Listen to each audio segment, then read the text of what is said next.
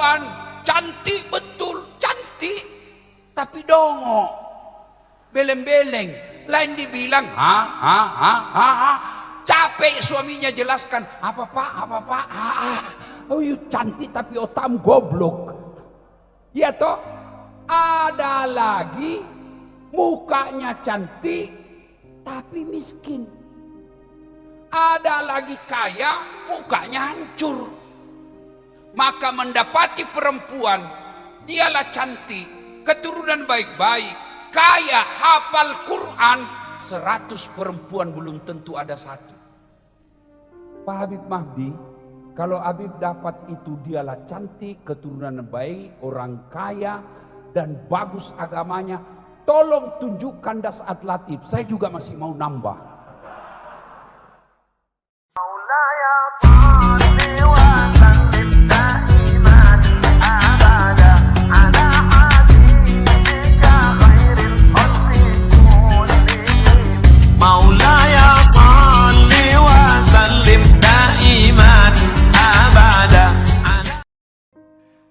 Oke, ibu bapak saudara-saudara sekalian, kalau kita rajin nonton tayangan kriminal, miris hati kita melihat rumah tangga. Ada istri yang sirami suaminya air keras sampai hancur wajahnya. Ada suami yang memutilasi istrinya. Ada pula anak perkara masuk polisi, lapor orang tuanya. Dan tidak sedikit kita melihat ada orang tua yang hamili anak gadisnya. Padahal ketika menikah banyak ulama yang doakan.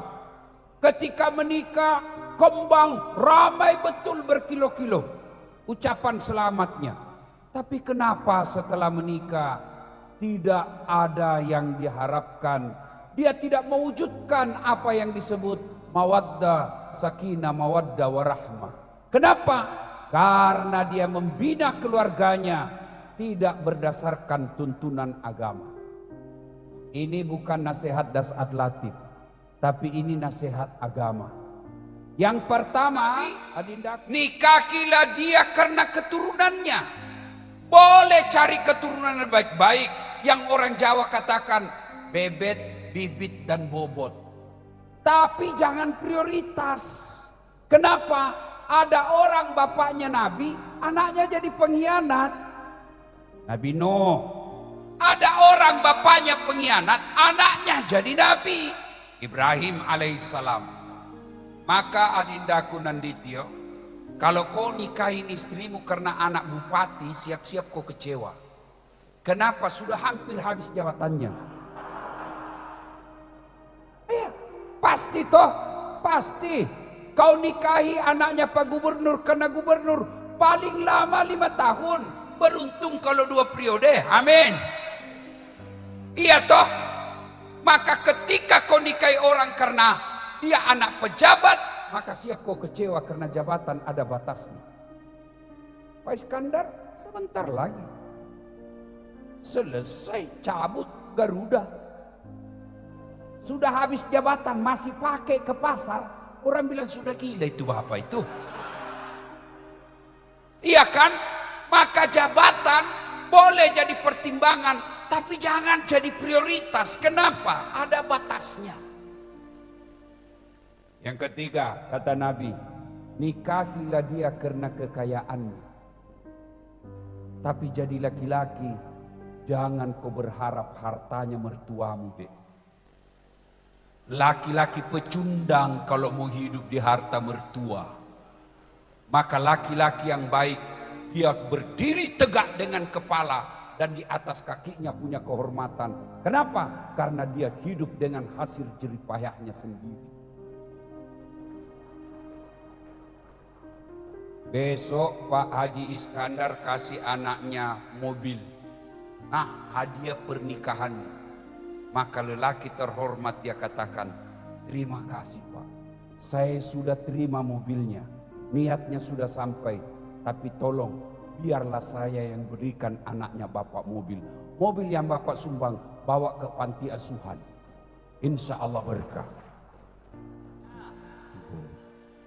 Yang kedua kata Nabi, adindaku berdua, nikah luruskan niat. Kalau kamu salah niat pasti capek dan tidak bahagia. Maka Nabi berpesan, nikahilah seorang wanita atau nikahilah seorang lelaki karena 4 perkara. Yang pertama kata Nabi, lihatlah li jamaliha. Kau nikahi dia karena kecantikannya. Alhamdulillah Nanditio, istrimu cantik deh. Tapi kalau cantik saja kau nikahi, siap-siap kau kecewa. Kenapa? Cantik ada batasnya. Nggak percaya? Tanya Pak Gubernur, cantik mana istrinya dulu dengan sekarang? Coba. Nggak mungkin lebih cantik sekarang daripada yang waktu pengantin baru. Kenapa? Karena cantik itu ada masanya. 17 tahun, sweet 17, tersenyum, satu kampung tersenyum. 17 tahun. Tapi cobalah kau balik itu angka 17. 71. Tersenyum, lari cucunya dikira mau digigit. Cantik ada batasnya. Yang kedua, cantik subjektif. Tergantung orangnya. Pak Gubernur ditanya, siapa yang paling cantik di dunia? Maka beliau pasti jawab, yang paling cantik di dunia adalah istri saya. Pak Iskandar tidak boleh protes. Yang cantik istri saya, itu urusan Bapak. Maka cantik menurut Pak Gubernur belum tentu cantik menurut Pak Iskandar. Cantik menurut Dasat Latif belum tentu cantik menurut Pak Wagub. Maka cantik itu subjektif. Boleh kau jadikan ukuran, tapi tidak boleh jadi prioritas. Kenapa? Cantik ada batasnya. Cantik sekarang, tapi kira-kira tiba-tiba kena stroke. Mana ada cantik lagi kalau kena stroke? Hilang cantiknya. Jangan cepat. Hilang tidak punya harga diri. Iya. Yang ketiga, nikahilah dia karena agamanya. Penting. Nabi tegaskan, utamakan agamanya karena dengan agama kau akan dapat semuanya. Ada perempuan cantik betul, cantik, tapi dongo, beleng-beleng. Lain dibilang, capek suaminya jelaskan, apa pak, oh you cantik tapi otakmu goblok. Ya toh, ada lagi mukanya cantik tapi miskin. Ada lagi kaya, mukanya hancur. Maka mendapati perempuan, dialah cantik, keturunan baik-baik, kaya, hafal Quran, 100 perempuan belum tentu ada satu. Pak Habib Mahdi, kalau Habib dapat itu dialah cantik, keturunan baik, orang kaya, dan bagus agamanya, tolong tunjukkan Dasat Latif, saya juga masih mau nambah.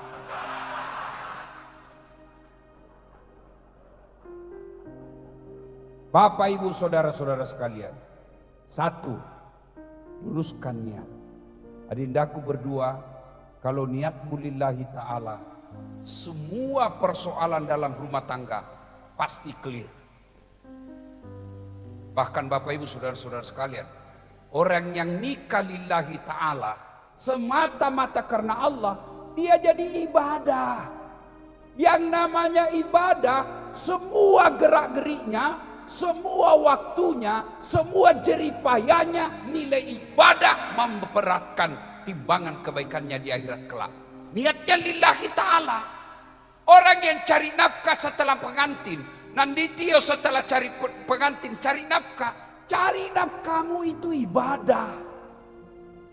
Langkah-langkah kakimu ibadah. Kalau kau wudhu dulu, lalu kau tutup auratmu, Sebelum keluar rumah kau baca doa.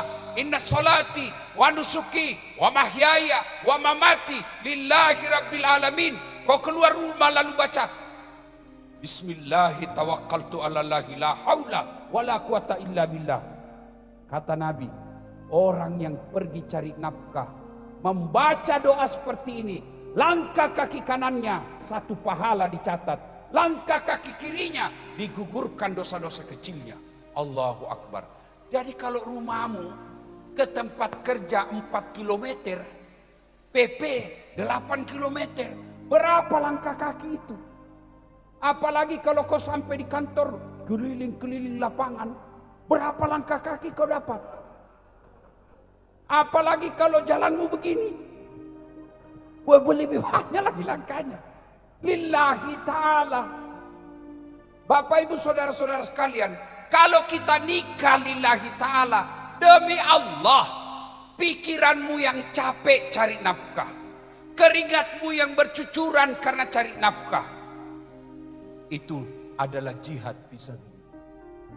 Saudaraku, ada seorang sahabat Nabi, dia bukan sahabat utama, tapi pernah dicium tangannya oleh Rasulullah.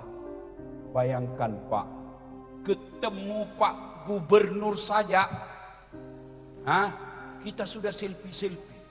Pak Hermanderu selfie dulu. Padahal Pak Hermanderu paling lama 10 tahun. Sudah bangga kita Pak, kita selfie. Gimana kalau ketemu Rasulullah? Ini bukan cukup sekedar ketemu Rasulullah, dicium tangannya oleh Rasulullah. Allahu Akbar. Siapa? Dialah Mu'adz bin Jabal. Waktu jabat tangan dengan Mu'adz bin Jabal, dijabak, kentara tangannya Mu'adz bin Jabal kasar. Coba Bapak jabat tangan dengan Pak Gubernur, dengan buruh harian di jalan. Pasti beda itu rasa-rasanya. Iya toh?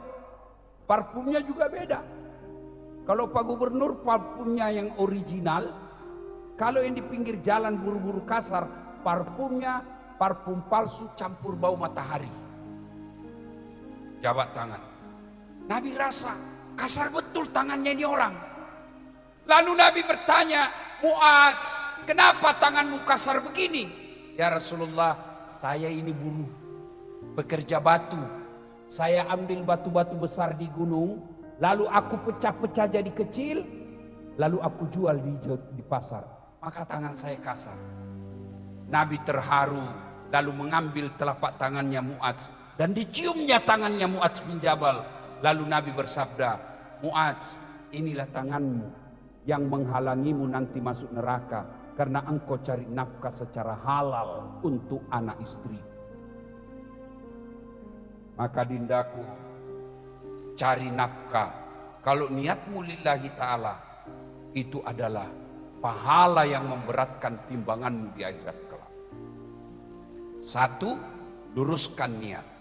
Yang kedua, nasihat buat kita semua ini, terutama pengantin baru. Percayalah dek, tidak ada rumah tangga yang tidak ada masalahnya. Percaya itu. Bohong kalau ada orang bilang tidak ada masalahnya rumah tangganya. Bohong, termasuk Pak Gubernur. Bohong kalau ada orang bilang tidak ada, termasuk Dasat Latif. Bohong kalau ada orang tidak ada masalahnya rumah tangganya. Tidak ada orang, termasuk Habib Mahdi. Tidak ada orang tidak ada masalahnya. Saya kasih contoh, istri cantik. Ibu pikir kalau istri cantik bukan masalah? Istri cantik Pak digoda orang. Apalagi kalau suaminya jelek. Lebih masalah lagi Pak. Jalan dikira sopir, hancur juga kita. Berarti bagus kalau istri jelek. Istri jelek dihina orang.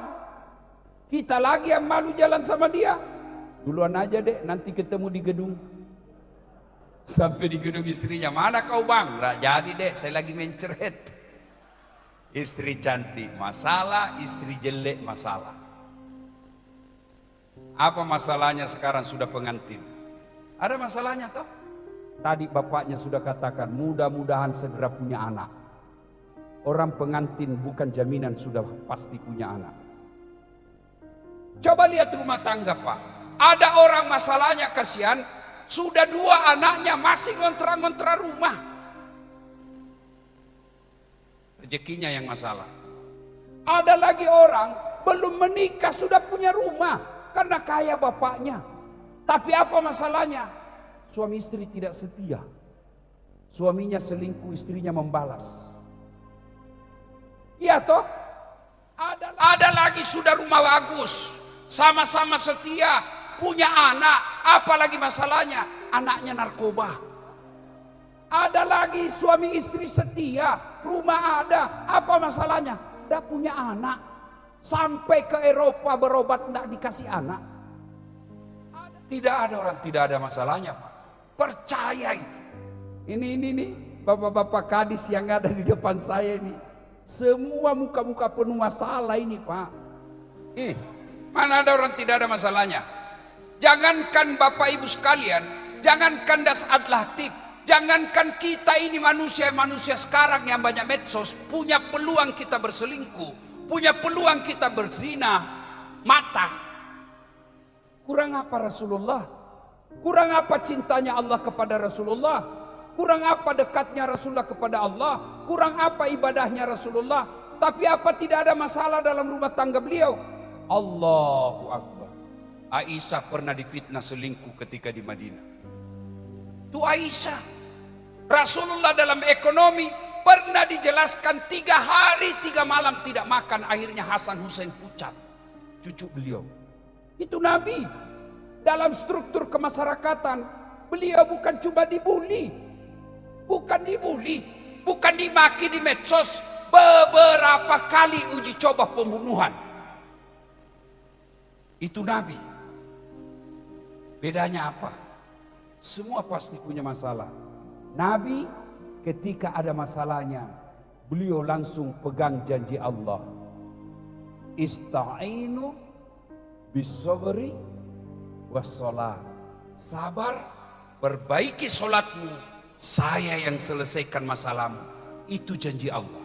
Jadi di lidahku pengantin baru, begitu ada masalahmu, besok lusa, jangan kau terlalu cepat curhat sama mertua atau ibu bapak. Karena ada orang bertengkar langsung datang ke rumah.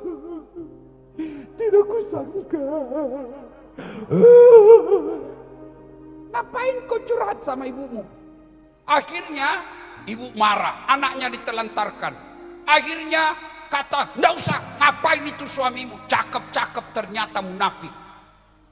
Istrinya makin cerita jelek suaminya. Dia pegang uangnya, Mak. Nggak pernah saya dikasih. Kasar ngomong. 1 bulan kemudian akur lagi sama suaminya. Apalagi? Ibumu sudah tahu kelemahan suamimu. Hilang derajatnya suamimu depan ibumu. Kenapa? Dia sudah tahu kekurangannya. Maka demi Allah jangan cerita keburukan pasanganmu kepada orang lain. Tidak mungkin dia cerita saya Ustaz. Itu saudara saya. Masa dia mau cerita aib keluarga saya waktu saya curhat? Bu, siapa yang dorong Nabi Yusuf turun ke sumur? Siapa? Saudaranya sendiri. Tidak mungkin dia cerita Ustaz. Saya masih sepupu. Siapa Bu Sofyan? Sepupunya Nabi. Itu pelajaran. Jangan kau rahasia rumah tanggamu kok ungkap-ungkap. Tidak usah. Masa sih dia cerita aib saya waktu saya curhat? Itu kan paman saya. Bapakku dengan bapak dia bersaudara. Siapa Abu Lahab? Siapa Abu Lahab? Pamannya Nabi. Lalu bagaimana ketika ada masalah? Ambil wudhu, ambil sajadah, ngadu kepada Allah. Tidak harus pakai bahasa Arab. Ya Allah, Engkau yang maha memelihara. Pelihara suamiku ya Allah. Aku melihatnya ada WhatsAppnya aneh-aneh ya Allah. Ada tanda lupi-lupi ya Allah. Boleh, ibu boleh begitu. Sampaikan curhatmu di hadapan Allah. Tidak mesti bahasa Arab. Bahkan boleh pakai bahasa isyarat. Boleh.